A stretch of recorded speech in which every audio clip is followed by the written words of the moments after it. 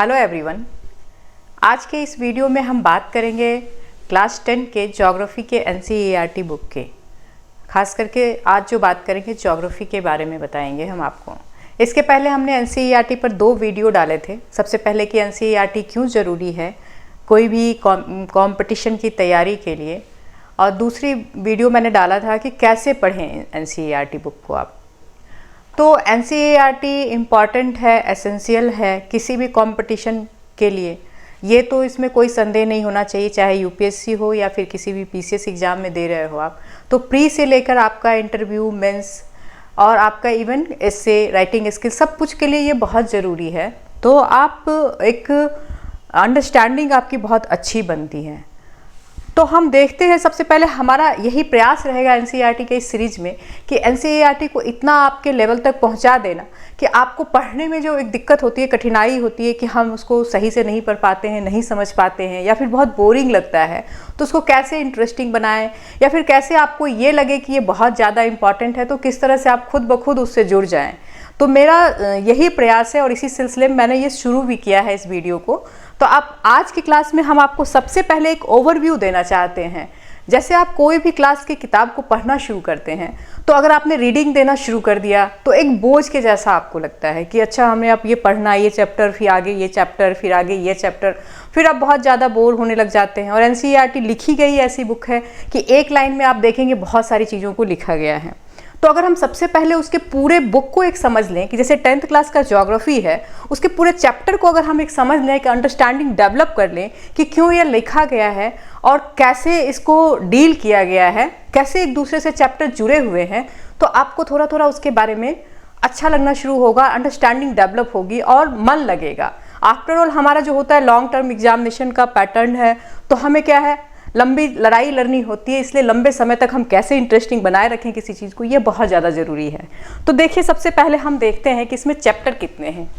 जैसा कि हमने लिखा है इस बोर्ड पे, देखिए टोटल इसमें 7 चैप्टर हैं। सबसे पहला है आपका रिसोर्स एंड डेवलपमेंट, मीन्स आपका संसाधन और विकास। दूसरा है forest and wild life resource, मतलब कि वन और जो आपका वन्य जीव संसाधन, ये चैप्टर है आपका। तीसरा है वाटर रिसोर्स, जल संसाधन। चौथा है एग्रीकल्चर, मीन्स कृषि। पांचवा है minerals and energy resources, means जो खनिज और ऊर्जा संसाधन जो हमारे यहाँ हैं।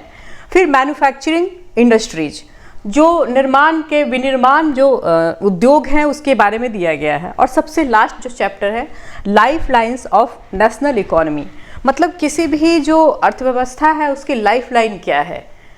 ये आपका पूरा चैप्टर देखिए तो कहीं ना कहीं ये डेवलपमेंट से और रिसोर्स से जुड़ा हुआ है।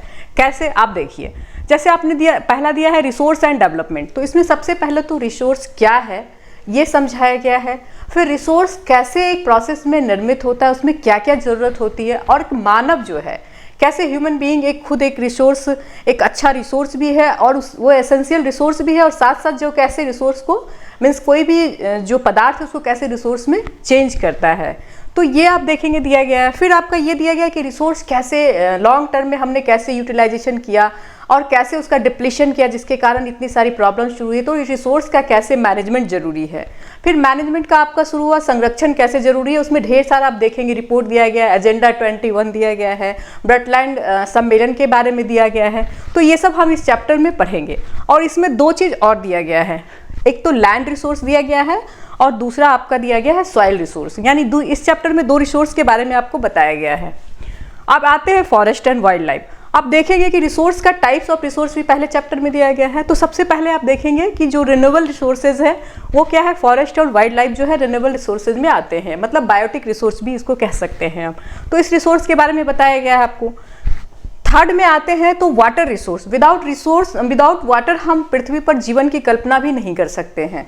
तो उसके बारे में कितना एसेंशियल है, हमने किस तरह से उसका उपयोग या दुरुपयोग किया है और कैसे उसका कंजर्वेशन करें, तो ताकि हम अच्छे से उसका यूटिलाइज कर पाएँ। यद्यपि कि ये वाटर रिसोर्स को कभी हम नहीं सोच सकते हैं कि ये कभी खत्म हो सकता है, क्योंकि ये रिन्यूएबल रिसोर्स है। लेकिन अगर हम इसका मिसयूज कर रहे हैं तो किस तरह से ये पॉल्यूशन, मतलब प्रदूषित हो रहा है, किस तरह से जो पानी है हम आज पीने लायक नहीं, और कहा भी जा रहा है कि जो नेक्स्ट वर्ल्ड वार होगा शायद ये वाटर के कारण हो।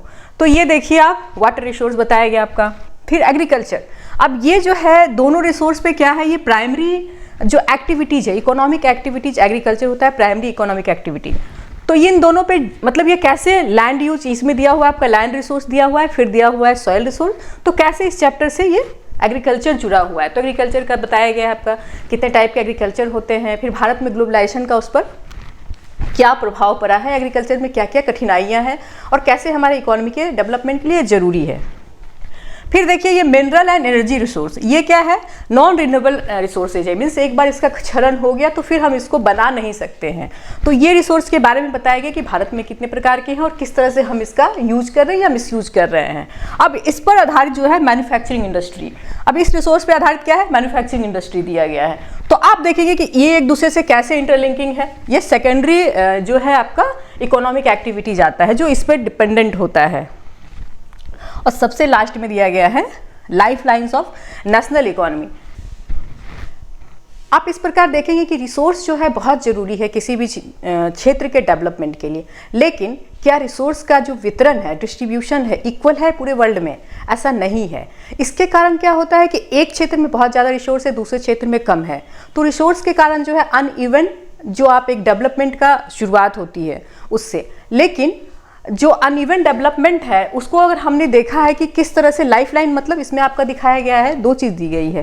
पहला दिया गया है आपका जो ट्रांसपोर्टेशन है, मीन्स किस तरह से ट्रांसपोर्टेशन का हमारे यहाँ संसाधन, जैसे हमने संसाधन एक क्षेत्र में है, दूसरे क्षेत्र में हमें पहुँचाना है, या फिर इंडस्ट्री है वहाँ से रॉ मटेरियल को पहुँचाना है, तो ये कैसे आपका लाइफलाइन की तरह काम करता है हमारा जो परिवहन है। और दूसरा दिया हुआ है ट्रेड। ट्रेड का भी कॉन्सेप्ट उसी से आया कि अगर हम देखेंगे रिसोर्स का जो है अनइक्वल डिस्ट्रीब्यूशन है, जिसके कारण जो है ट्रेड बहुत ज़रूरी है, नहीं तो एक क्षेत्र अविकसित रह जाएगा, दूसरा क्षेत्र विकसित हो जाएगा। तो इसके कारण क्या है कि ये जो है सस्टेनेबल नहीं हो पाएगा। प्लस क्या है आपका जो अनइवन जो ये है डेवलपमेंट है, ये क्या करेगा कि पूरे वर्ल्ड में एक पीस को ख़त्म करेगा। कहीं ना कहीं ये हमारे लाइफ से जुड़ा हुआ है, ये हमारे लाइफ के लिए बहुत ज़रूरी है रिसोर्स, और अगर ये ना हो तो हमारी पूरे लाइफ को, पूरे इकोनॉमी को प्रभावित करेगा। और इससे क्या होगा कि एक क्षेत्र में जो है शुरू हो जाएगा, किस तरह से देखते हैं आप, जो प्रॉब्लम होता है विकास के कारण, नक्सलाइट प्रॉब्लम, ये सब क्या है, गरीबी,